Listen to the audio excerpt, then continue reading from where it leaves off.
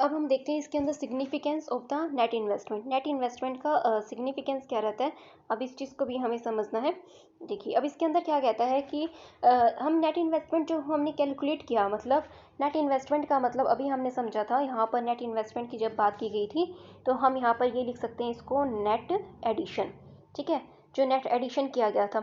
अब net addition जो हमने यहाँ किया था, वो नेट एडिशन की क्या कहते हैं, ज़रूरत ही क्यों पड़ती है हमें, तो ये चीज़ आप देखें। सबसे पहले कुछ हाईलाइट्स किए गए हैं पॉइंट यहाँ पर, ऑब्जर्वेशंस जो है हाईलाइट्स दी हैं। ये हाईलाइट्स क्या कहती हैं हमें, first point is it raises the stock of capital. तो सबसे पहले इससे क्या होता है कि जितनी ज़्यादा आप मशीनरी लगाएंगे, कहने का मतलब क्या है यहाँ पर, stock of capital in the economy.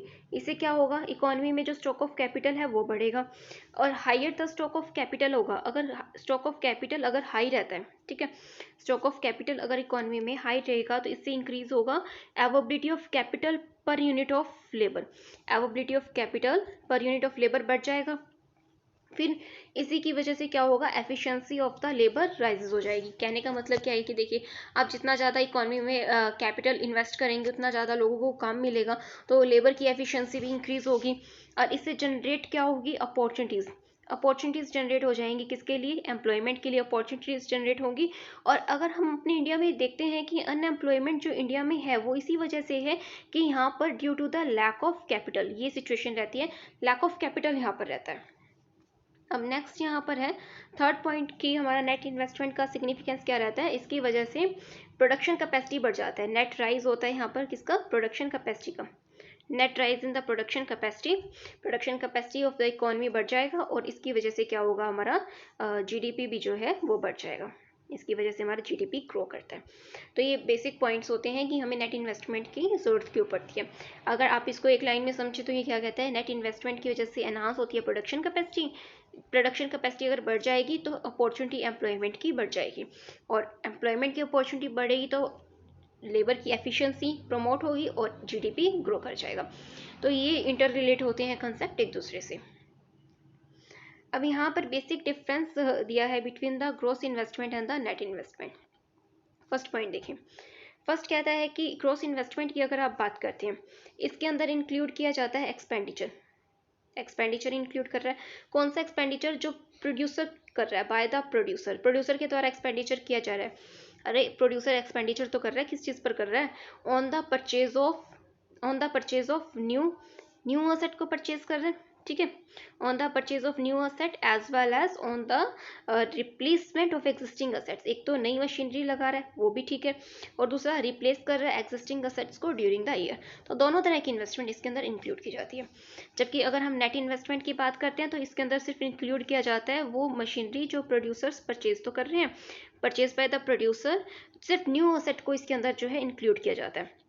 और मोर स्पेसिफिकली इसके अंदर हम वो चीज़ इंक्लूड नहीं करते जो रिप्लेस की जाती है एसेट, वो वाली एसेट इंक्लूड नहीं की जाती। अब नेक्स्ट पॉइंट है इसके अंदर ग्रॉस इन्वेस्टमेंट में, इट इंक्लूड्स रिप्लेसमेंट इन्वेस्टमेंट। इसके अंदर रिप्लेसमेंट इन्वेस्टमेंट इंक्लूड होती है लेकिन इसके अंदर इंक्लूड नहीं होती है। And the third is it does not show the net addition. यहाँ पर नेट एडिशन शो नहीं करता, ठीक है, इसके अंदर सारे इंक्लूड होते हैं, नेट एडिशन शो नहीं करता। लेकिन अगर यहाँ पर आप देखें तो आप इसकी हेल्प से नेट एडिशन जान सकते हैं कितना किया क्या। तो ये बेसिक डिफरेंस है between the gross investment and net investment. I hope यहाँ तक आपको ये क्लियर होगा। अब इसके बाद नेक्स्ट हमारा कॉन्सेप्ट आता है, concept of the depreciation.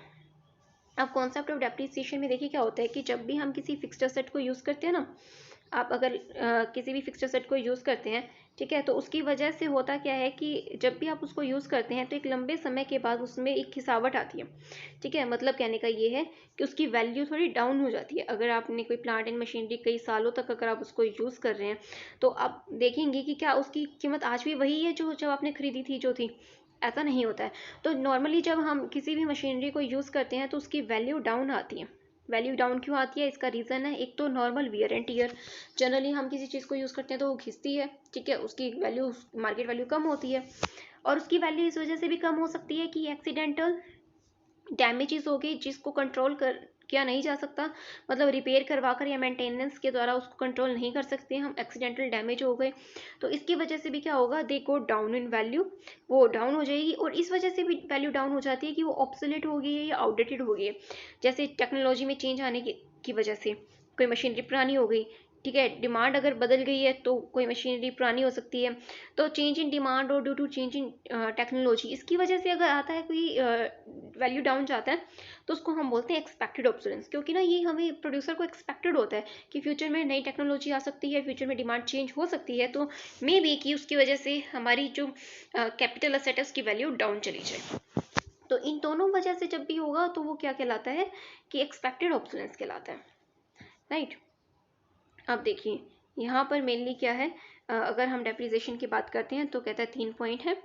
First, normal wear and tear की वजह से, and then accidental damage, and then expected obsolescence, इस वजह से आता है। और एक चीज़ आपको याद रखनी है कि डेप्रिसिएशन को कंजप्शन ऑफ फिक्स्ड कैपिटल भी बोलते हैं, ये इसका अल्टरनेट नेम है, तो आपको पता होना चाहिए इसको कंजप्शन ऑफ फिक्स्ड एसेट भी बोला जाता है। अब देखिए यहाँ पर एक एग्जांपल से हम इस चीज़ को समझते हैं। कहते हैं कि अगर आप फिक्स्ड एसेट्स को रिप्लेस करने की ज़रूरत पड़ती है, ठीक है, फिक्स्ड एसेट जो हमारी होती है, फिक्स्ड एसेट को रिप्लेस भी करना होता है। अब जब फिक्स्ड एसेट्स है तो उसको रिप्लेस करने की ज़रूरत होगी टाइम टू टाइम। अब ऐसा नहीं है कि एक मशीनरी आपने लगा दी तो हमेशा वही यूज़ होगी, समय अनुसार टेक्नोलॉजी चेंज होती है तो हमें रिप्लेस करने का रिक्वायर्ड रहता है। अगर आपको रिप्लेस करना है तो उसके लिए आपको फंड्स की रिक्वायरमेंट भी तो रहेगी ना, उसके लिए आपको रिक्वायर फंड्स, आपको फंड्स भी तो चाहिए वहाँ। अगर आपको फंड्स की वहाँ रिक्वायरमेंट रहती है तो आपको उसके लिए प्रोविजंस बनाने पड़ेंगे, प्रोविजंस फॉर फंड्स के लिए प्रोविज़न बनाओ। अब एग्जांपल क्या देता है कि अगर आपने एक मशीनरी को परचेज़ किया, 10 लाख रुपए की आपने मशीनरी परचेज़ की, फिर उसके बाद ये एक्सपेक्ट करते हैं कि वो 10 साल तक यूज़ होगी, ठीक है, तो उसके लिए एनुअली आपको प्रोविजंस बनानी होंगी। मतलब कहने का है कि आपको हर साल कुछ ना कुछ रुपया इकट्ठा करना पड़ेगा 10 साल तक, ताकि आप 10 साल के बाद जो है नई मशीनरी परचेज़ कर पाएँ, ठीक है। तो आपको यहाँ क्या कहता है कि जनरल हमारा क्या रहता है कि 10 लाख की जो मशीनरी है उसको डिवाइड कर देंगे, अगर हम जितनी एक्सपेक्टेड लाइफ है तो 1 साल रुपया कम से कम आपको इकट्ठा करना होगा, तब जाकर आप 10 साल के बाद उसको रिप्लेस कर पाएंगे। और इसी को हम क्या बोलते हैं, डेप्रिसिएशन रिजर्व फंड, ठीक है, तो उसके लिए हमें मेंटेन करना होता है। अब देखिए, अब ये इंपॉर्टेंट कॉन्सेप्ट है थोड़ा सा कि जो हमने अभी तक देखा डेप्रिसिएशन रिजर्व फंड, उसका सिग्निफिकेंस क्या है, क्यों ज़रूरत पड़ती है हमें। देखिए सबसे पहले इस चीज़ को समझते हैं। अब फर्स्ट यहाँ पर क्या कहता है, depreciation reserve fund is a fund to replace, हम ये जो फंड बना रहे हैं किस लिए बना रहे हैं, ताकि हम रिप्लेस कर पाएँ, replace the worn out fixed asset, मतलब ऐसी असेट जिसको हमने यूज़ किया और जिसके ऊपर घिसावट आ रही है, ठीक है। अब ये कहता है कि it fulfils the need for replacement investment, ये फुलफिल करता है नीड, किसकी नीड को, रिप्लेसमेंट इन्वेस्टमेंट, मतलब जब भी कभी हमें असेट को रिप्लेस करना होगा तो उसके लिए इन्वेस्टमेंट की ज़रूरत पड़ेगी, तो वो पैसा हमें यहाँ से मिल जाता है। फिर कहता है कि लैक ऑफ डेप्रिसिएशन, अगर डेप्रिसिएशन रिजर्व फंड, अगर हम ये रिजर्व फंड नहीं बनाएंगे तो होगा क्या, इससे लैक ऑफ रिप्लेसमेंट इन्वेस्टमेंट, तो हमारे पास पैसा नहीं होगा अपनी एसेट को रिप्लेस करने के लिए, ठीक है। तो ओवरऑल इन्वेस्टमेंट, जिसको हम ग्रॉस इन्वेस्टमेंट बोलते हैं इकोनॉमी में, वो कम हो जाएगी, आपके पास पैसा ही नहीं है तो आप लगाओगे क्या, इन्वेस्टमेंट कम हो जाएगी।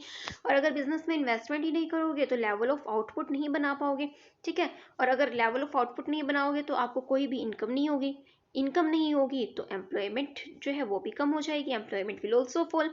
और अगर एम्प्लॉयमेंट भी अगर नहीं मिलेगी, लोगों को काम नहीं मिलेगा, तो इकोनॉमी क्या हो जाएगी, डाउन हो जाएगी, इकोनॉमी स्लो डाउन की स्टेट में आ जाएगा, ठीक है।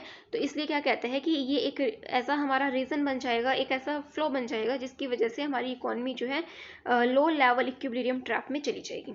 मतलब एक ऐसी सिचुएशन जिसके अंदर ना तो कमाई हो रही है ना किसी चीज़ की डिमांड होगी, जब पैसा ही नहीं है तो डिमांड क्या करोगे, फिर डिमांड नहीं होगी तो कुछ बनेगा नहीं, वंस अगेन लो इनकम, तो ये एक सर्कल जो है वो कभी ख़त्म ही नहीं होगा, टूटेगा ही नहीं। तो ऐसी इकोनॉमी जो है बहुत ज़्यादा स्लो डाउन हो जाएगी। तो इसीलिए ज़रूरी है कि इतना सब ना हो, तो बेटर है कि आप यहाँ क्या करें कि अपने जो डेप्रिसिएशन रिजर्व फंड्स है, ठीक है, जो हमारे डेप्रिसिएशन के रिजर्व फंड्स हैं उनको मेंटेन रखें। अब यहाँ पर आता है एक्सपेक्टेड एंड अनएक्सपेक्टेड ऑब्सोलेंस। अब यहाँ पर ये 2 पॉइंट है मेन जो समझने वाले हैं। एक कहता है कि एक्सपेक्टेड ऑब्सोलेंस, जिसके अंदर हमें पता है कि एक्सपेक्टेड है कि इसकी वजह से हमारी जो फिक्स्ड एसेट है उसकी वैल्यू डाउन जा सकती है। पहला रीज़न होता है change in stock of capital, ठीक है, change in stock of capital. अब इसकी वजह से भी होता है stock of change in technology, sorry, change in technology अगर बदल गई है। जैसे एग्जांपल क्या देता है कि पहले एक प्लांट था, वो प्रोड्यूस करता था ब्लैक एंड वाइट टीवी, ठीक है, अब जो टीवी है ब्लैक एंड वाइट टीवी की जगह कलर टीवी आ चुके हैं, तो ये ऑब्सोलेट हो गए। तो टेक्नोलॉजी डिस्कवर हुई तो ये पुराने हो गए टीवी, इनकी डिमांड नहीं होती। ऐसा ही है चेंज इन डिमांड, जब डिमांड बदल जाती है तब भी ऐसा होता है। देखिए फर्स्ट क्या कहता है कि पहले रबड़ शूज़ जो थे वो प्रोड्यूस किए जाते थे, अब वो पुराने हो गए क्योंकि डिमांड शिफ्ट कर गई कहाँ पर, रबड़ शूज़ से लेदर शूज़ की तरफ। तो ये एक्सपेक्टेड होते हैं जिनके बारे में हमें पता होता है। अब यहाँ पर देखिए, अब एक रहता है अनएक्सपेक्टेड। अनएक्सपेक्टेड का क्या सिस्टम रहेगा? अनएक्सपेक्टेड का मेन रीज़न आपका यहाँ रहता है कि जैसे कोई नेचुरल क्लैमिटी होगी, ठीक है, वो आपके कंट्रोल में नहीं है कि आप उसको कंट्रोल कर पाएँ, जैसे अर्थक्वेक, फ्लड, फायर एक्सेट्रा। अगर एक होता है मार्केट वैल्यू असेट की गिर जाती है क्योंकि इकोनॉमी में रिसेशन चल रहा है, ठीक है, इकोनॉमी बहुत डाउन जा रही है, तो उसकी वजह से भी मार्केट वैल्यू गिर जाती है, वो भी आपके हाथ में नहीं है कंट्रोल कर पाना। तो अगर ऐसे किसी भी रीज़न से अगर लॉस होता है फिक्स्ड असेट्स की वैल्यू में जो अनएक्सपेक्टेड है, ठीक है, जो अनएक्सपेक्टेड था, आपके हाथ में नहीं है उसको कंट्रोल कर पाना, उसको आप क्या कहेंगे? कैपिटल लॉस, ठीक है, इसको हम बोलते हैं कैपिटल लॉस। और ये जो लॉस होता है इसके लिए कोई भी डेप्रिसिएशन रिजर्व फंड नहीं बनाए जाते, ठीक है, they are not part of depreciation reserve fund. तो ये चीज़ याद रखनी है कि इनके लिए कोई भी रिजर्व फंड नहीं बनाए जाते हैं। आई होप यहाँ तक आपको क्लियर होगा। ये चीज़ यहाँ पर इन्होंने हाईलाइट भी की है। ओनली एक्सपेक्टेड ऑब्सोलेंस, जो एक्सपेक्टेड ऑब्सोलेंस होते हैं उनको कंसिडर किया जाता है किसमें? For the estimation of depreciation, not the unexpected. हम अनएक्सपेक्टेड में उसको इंक्लूड नहीं करते हैं, राइट। आई होप यहाँ तक आपको क्लियर होगा। नेक्स्ट हमारा ये टॉपिक है एक्सपेक्टेड अनएक्सपेक्टेड ऑब्सोलेंस। ये हम अपने प्रीवियस लेक्चर में कवर कर चुके हैं, तो एक बार आप इसको रीड कर सकते हैं। यहाँ से इनका डिफरेंस आपको यहाँ से क्लियर हो जाएगा, इनका मीनिंग। तो आज आप यहाँ तक प्रिपेयर कीजिए, बाकी काम करेंगे नेक्स्ट लेक्चर में। So meet in the next lecture. और अगर वीडियो अच्छा लगे तो लाइक, सब्सक्राइब एंड शेयर ज़रूर कीजिएगा। So meet in the next lecture. Thank you very much.